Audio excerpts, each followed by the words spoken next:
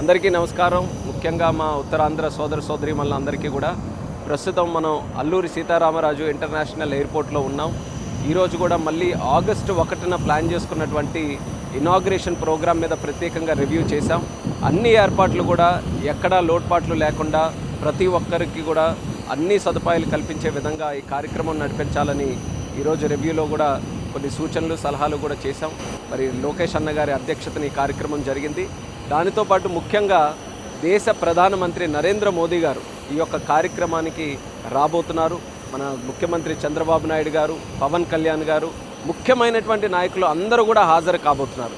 అయితే ఇది కేవలం నాయకులతో జరగాల్సినటువంటి కార్యక్రమం కాదు. దీనికి అత్యంత ముఖ్యమైనటువంటిది మీరందరూ, ఉత్తరాంధ్రలో ఉన్నటువంటి ప్రతి ఒక్కరికి కూడా ఇది ఒక సొంత పండగ లాంటి కార్యక్రమం. ఎందుకంటే ఎన్నో ఏళ్ల నుంచి ఒక చిరకాల కోరికగా ఈ యొక్క భోగాపురం ఎయిర్పోర్ట్ని మనం వీక్షిస్తూ వస్తున్నాం. ఎప్పుడు అవుతుందా అన్నటువంటి ఆసక్తితో ఎదురు చూస్తున్నాం. ఆ రోజు అతి దగ్గరలో ఉంది. ఆ కార్యక్రమానికి ప్రతి ఒక్కరు కూడా సహకరించాలి, అందరూ కూడా పాల్గొనాలి, విజయవంతం చేయాలని మీ అందరికీ కూడా ఇక్కడ కోరుకుంటున్నాను.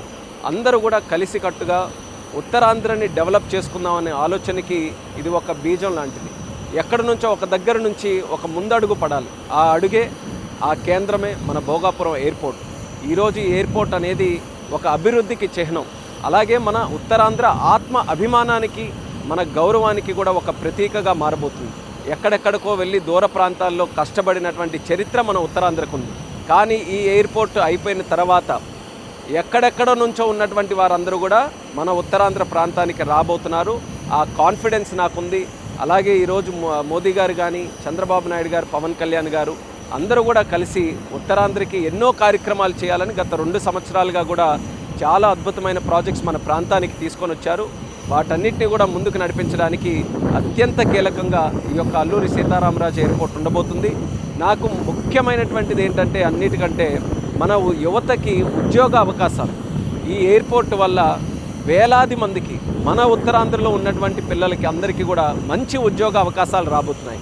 ఎయిర్పోర్ట్ లోపల కానీ, ఎయిర్పోర్ట్కి సంబంధించినవి కానీ, ఎయిర్పోర్ట్ ప్రభావితం చేసే క్షేత్రాల్లో కానీ మంచి ఉద్యోగాలు రాబోతున్నాయి. కాబట్టి అన్నిటికంటే ముఖ్యంగా దాన్ని నేను ఎంతో ఆసక్తిగా ఎదురు చూస్తున్నాను.